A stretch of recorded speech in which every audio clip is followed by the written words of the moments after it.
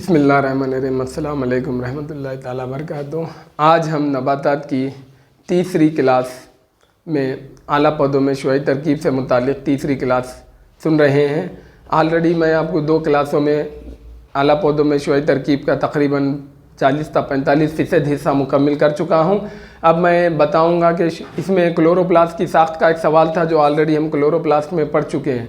इसके बाद धसे हुए दहन जो दिन के औक़ात में बंद रहते हैं और रात में खुले रहते हैं, तो इस तरह के पौधे शुआई तरकीब के लिए कार्बन डाइऑक्साइड को किस तरह हासिल करते हैं, ये एक हमारे पास इस तरह का भी एक सवाल है। सबसे पहले मैं आपको बता दूं कि दहन किसे कहते हैं। स्टोमेटा। आपके इल्म के लिए नबातात में, पत्तों में और बाज़ पौधों के तनों में ये साख्त पाई जाती है जो कि मुहाफिज़ी खलियों से बनती है। मुहाफिज़ी खलिए, ये खलिए आमतौर पे 2 किस्म के होते हैं। एक गुर्दानुमा शक्ल के या दूसरे जिसको हम बोलेंगे डेम्बुल शेप, या फिर इसी को हम दूसरा नाम देंगे मकदर नुमा शक्ल के खलिए।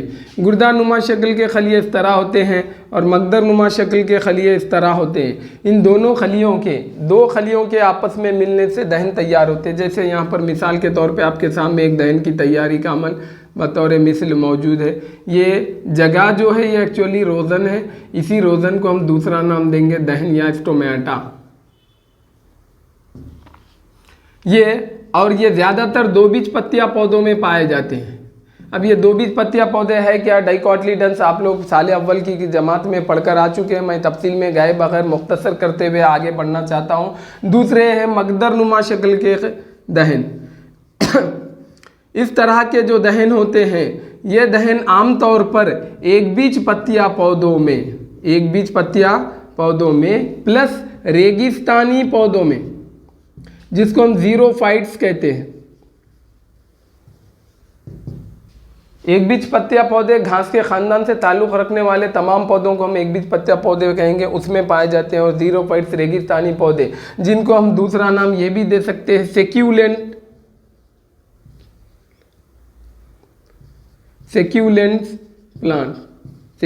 प्लांट्स, यानी कि धसे हुए दहन या धसी हुई हालत में पाए जाने वाले दहन। इस तरह के दहन आमतौर पर दिन में ये बंद रहते हैं और जब रात हो जाती है तो ये खुले होते हैं। तो आप एक बात पर तवज्जो दीजिए, शुआई तरकीब के अमल के लिए 4 चीज़ें बुनियादी ज़रूरत की है। एक है पानी, दूसरा है कार्बन डाइऑक्साइड, तीसरा है सूरज की रोशनी यानी शमसी तवन्नुई, और चौथा है क्लोरोप्लास्ट। क्लोरोप्लास्ट पौधे में पाया जाता है। पानी पौधे में हमेशा पाया जाता है। ज़मीन से दिन और रात किसी भी वक्त हासिल किया जा सकता है वो पौधे की ज़रूरत के मुताबिक। क्लोरोप्लास्ट मौजूद है। 2 चीज़ें हो गई। कार्बन डाइऑक्साइड हवा में मौजूद है और चौथी चीज़ सूरज की रोशनी है। सूरज की रोशनी सिर्फ दिन में पाई जाती है। तो पौधा दिन के अमल में ही शुआई तरकीब करता है, क्योंकि शुआई तरकीब का अमल 2 चीज़ों पर मुश्तमिल है, कि नूरी तामुल, दूसरा है सियाह तामुल। नूरी तामुल से जो चीज़ें हासिल होती है, जिसको हम ATP और NADP कहते हैं, वो सियाह तामुल के लिए इस्तेमाल किए जाते हैं। अगर नूरी तामुल नूर की मौजूदगी यानी सूरज की रोशनी शमसी तवन्नुई की मौजूदगी में वाक़ हुआ तो सियाह तामुल का अमल वाक़ हो सकता है। इसकी मिसाल हम ऐसे ले सकते हैं, जैसे दिन हुई तो फिर रात होगी, रात हुई तो फिर दिन होगा। या आसान लफ्ज़ों में मुझे इस तरह की मिसाल तो नहीं देना चाहिए, मगर फिर मैं ये कहना चाहूँगा कि जैसे इंसान पैदा हुआ तो मरना भी उसके लिए ज़रूरी है। तो इसी तरह ये 2 अमल है, यानी कि दिन के औक़ात में ये जैसे दिन हो गया तो रात हो गई, तो दहन खुलेंगे भी बंद होंगे भी। तो दिन के औक़ात में दहन आमतौर पे ज़्यादातर पौधों में, 2 बीज पत्तियाँ पौधों में और अक्सर व बेशतर दुनिया के 5,50,000 अनवा के पौधों में ज़्यादातर पौधे इस तरह का दहन रखते हैं जो गुर्दानुमा शक्ल के होते हैं और ये दिन में खुलते हैं और रात में बंद होते हैं। और ये मकदर नुमा शक्ल के एक बीज पत्तियाँ वाले पौधे और घास के पौधे, ख़ानदान से ताल्लुक़ रखने वाले पौधे या रेगिस्तानी पौधे, ज़ीरोफाइट्स में जो दहन होते हैं, ये आमतौर पर दिन में बंद होते हैं और रात में खुलते हैं। बहरकैफ बताना ये है कि अमल सीरियान दिन में वाक़ होता है और दहन के 2 बुनियादी अफ़ाल हैं। एक तो गैसों का तबादला, दूसरा है अमल सीरियान। एक है गैसों का तबादला, जब भी दहन खुलेंगे दिन हो या रात, गैसों का तबादला वाक़ हो जाता है, इससे कोई मसला नहीं है। और दूसरा है अमल सीरियान। तो अमल सीरियान के लिए तो दिन ज़रूरी है, क्योंकि शमसी तवन्नुई यहाँ पर बतौर तवन्नुई इस्तेमाल की जाती है और पानी को गैसी हालत में तब्दील करके पौधों से खारिज कर दिया जाता है। तो अमल सीरियान के लिए दिन होना ज़रूरी है और दिन के वक्त में सूरज की रोशनी के साथ दहन का खुला रहना अमल सीरियान के लिए ज़रूरी है। लेकिन रेगिस्तानी पौधे, आप लोग जानते हैं रेगिस्तान उस मुकाम को कहते हैं जहाँ पर आमतौर पर पानी की सबसे ज़्यादा किल्लत होती है, तो वहाँ पर ऑलरेडी पानी की पौधों को किल्लत है। इस वजह से पौधे का जिस्मी हिस्सा, ज़ाहिरी हिस्सा जो ज़मीन के ऊपर होता है, बनिस्बत ज़मीन के अंदर पाए जाने वाले हिस्से से कई गुना अंदरूनी हिस्सा बड़ा होता है तो ऊपरी हिस्सा छोटा होता है। वजह क्या है? जड़ ज़्यादा नमू पाती है, पानी के हुसूल के लिए ज़मीन में जड़ फैल जाती है। बहरे क्या बोलना यह है कि रेगिस्तानी पौधों को पानी की किल्लत है। फिर ऊपर से अगर दहन दिन में खुले रहे और हासिल शुदा पानी सीरियान के ज़रिए खारिज कर दिया गया तो फिर ये पौधे शुआई तरकीब का अमल कैसे अंजाम देंगे? ये हमारा सवाल है एक्चुअली, कि धसे हुए दहन, सेक्युलेंट दहन जो दिन में बंद होते हैं रात में खुले होते हैं, तो शुआई तरकीब का अमल कैसे अंजाम देते हैं? तो मैं इस जवाब को मुख्तसर करते हुए बता दूं कि बेशक ये दहन दिन में बंद होते हैं, दिन में बंद होते हैं और रात में खुले होते हैं। तो देखिए नूरी तामुल जो होता है, रोशनी का तामुल LR, ये दिन में वाक़ होता है। इसी के फौरी बाद सियाह तामुल का होना ज़रूरी है।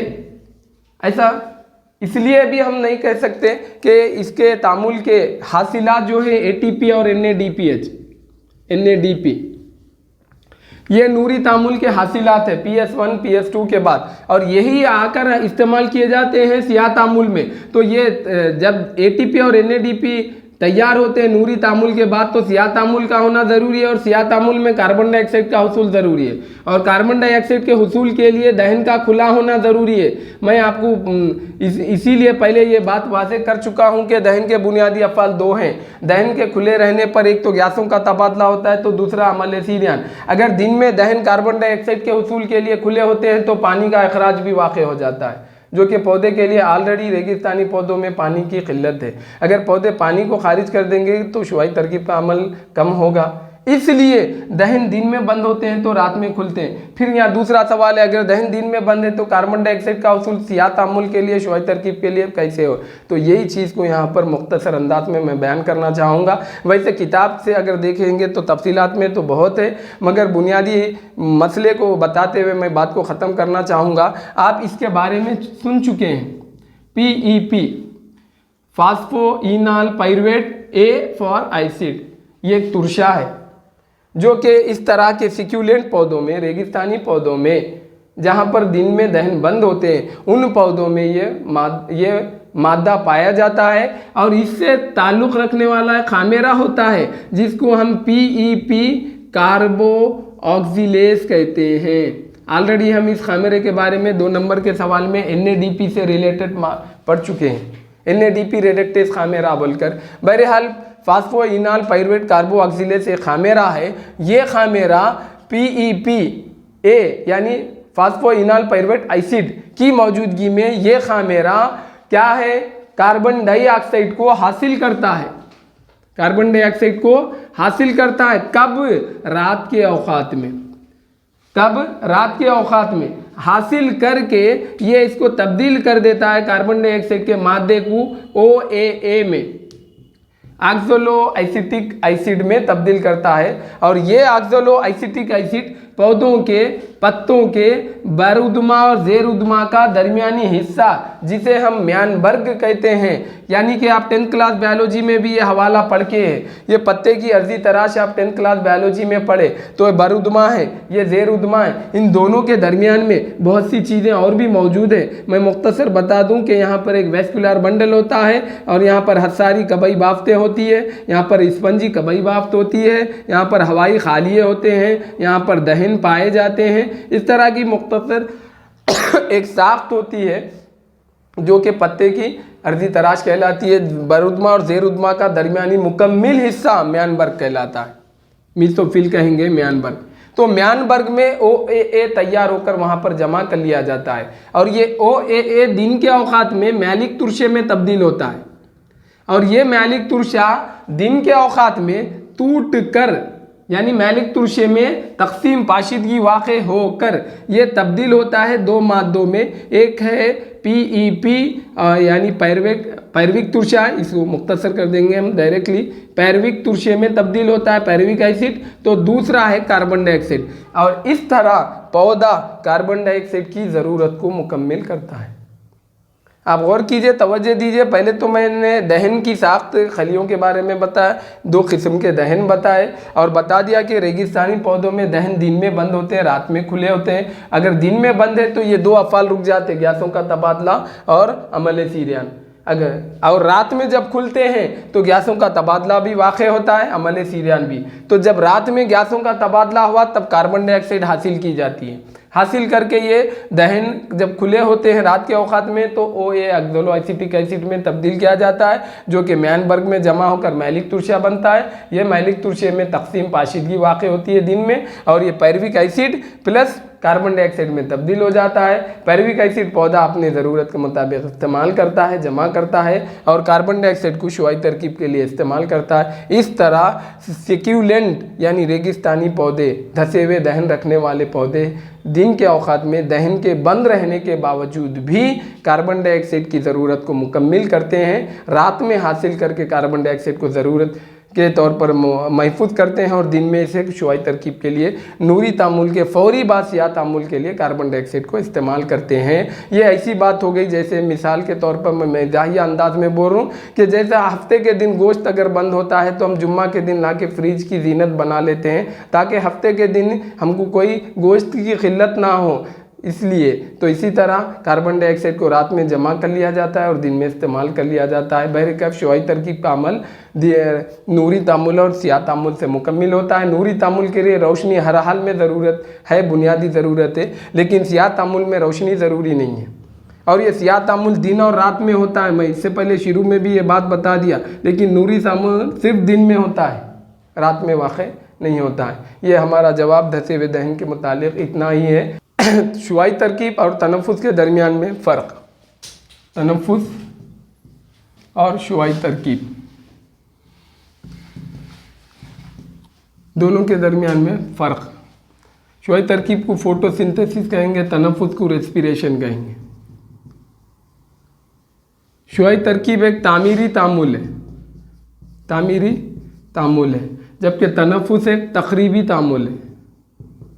अब गौर कीजिए, तामीरी तामुल और तक़रीबी तामुल दोनों का मजमुआ फर्स्ट ईयर साल अव्वल नबातात में आप एक सवाल पढ़ के आए थे, मेटाबॉलिज्म तहव्वुल क्या है, इसकी कितनी किस्में हैं। जवाब था तहव्वुल से मुराद जानदार के जिस्म में वाक़ होने वाले कीमे तामुलात तहव्वुल कहलाते हैं, जिसकी दो किस्में हैं। ये तामुलात दो किस्म के होते हैं, एक तामीरी तामुलात और एक तक़रीबी तामुलात। तामीरी तामुलात को हम एनाबॉलिज्म बोलेंगे, तक़रीबी तामुलात को हम कैटाबॉलिज्म बोलेंगे। तो वहाँ एक ज़ाब्ता बन जाता है, बनाए नहीं साइंसदान, मगर मैं अपने स्टूडेंट्स को आसानी के लिए ज़ाब्ता बना देता हूँ।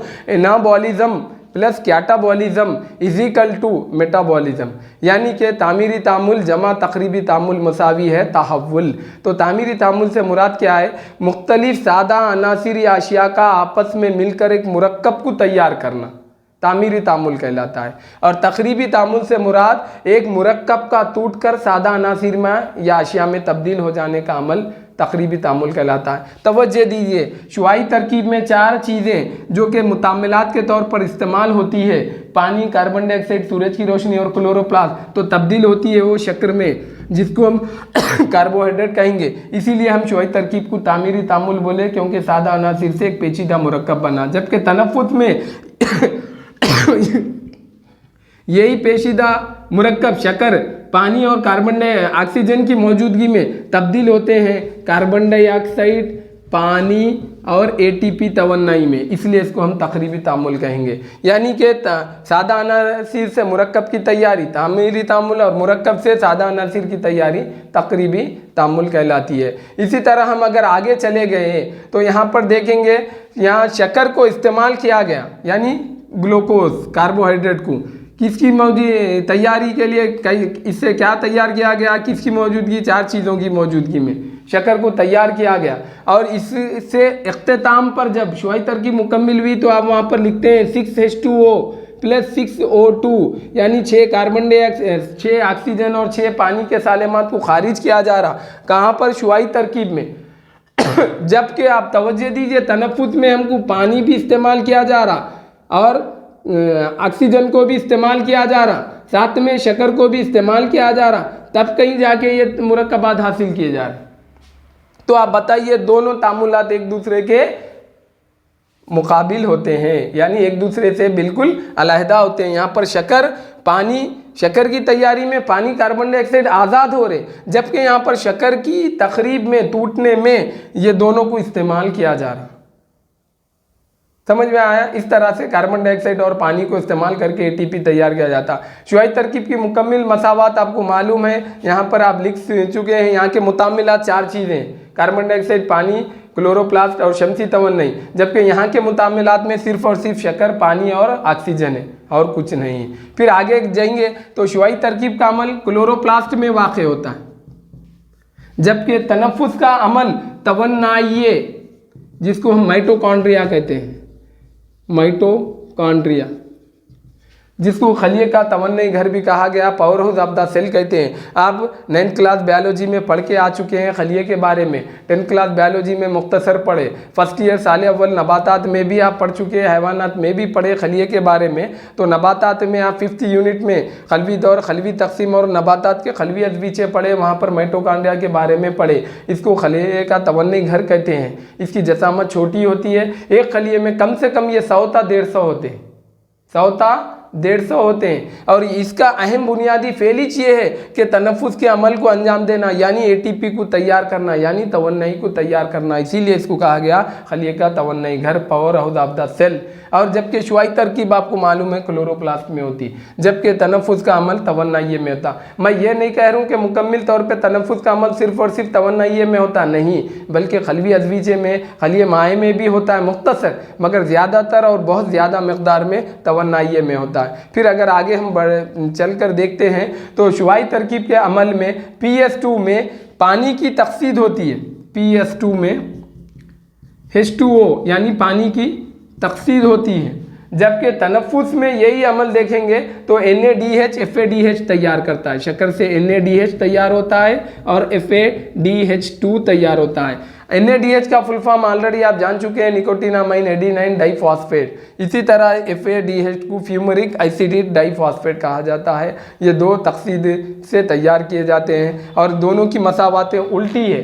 शुआई तरकीब की मसावात आप जानते हैं, तो तनफ्फुस की मसावात में हम पानी, ऑक्सीजन और ग्लूकोज को लेकर तीर के निशान यानी एरो मार्क के बाद, यूज राइज टू के बाद लिखेंगे हम कि यहाँ से कार्बन डाइऑक्साइड, पानी और ATP तैयार होता है। बस इतना फ़र्क है शुआई तरकीब और तनफ्फुस के दरमियान में, इतना फ़र्क। फिर इसी तरह शुआई तरकीब के आगे के हम सवाल में पढ़ेंगे नूरी तामुल। नूरी तामुल में क्लोरोफिल A, क्लोरोफिल A असल अलवान है, यानी कि क्लोरोफिल A वो सिबगा है, रोशनी को हासिल करने का बुनियादी मबदा कहलाता है। क्लोरोप्लास्ट में chlorophyll A, chlorophyll B, xanthophyll, carotenoids, इस तरह के मुख्तलिफ रंग के अलवान पाए जाते हैं। लोन की जमा अलवान है, लोन से मुराद सिबगा है यानी रंग का ज़र्रा, और अलजमा में अलवान कहेंगे, सिबगे रंग के ज़र्रात कहेंगे। तो ये रंग का जो ज़र्रा है, लोन से अलवान जो लफ्ज़ बना है, तो ये क्लोरोफिल A असल है इसमें, यानी क्लोरोप्लास्ट में, सब्ज़ माए में शुआई तरकीब का असल जो मबदा है, यानी नूरी तामुल के इब्तिदा का असल जो मबदा है वो है क्लोरोफिल A। इसके अलावा क्लोरोफिल B पाया जाता है, जेंथोफिल पाया जाता है, कैरोटीनाइड्स पाया जाता है, दिगर रंग के मादे पाए जाते।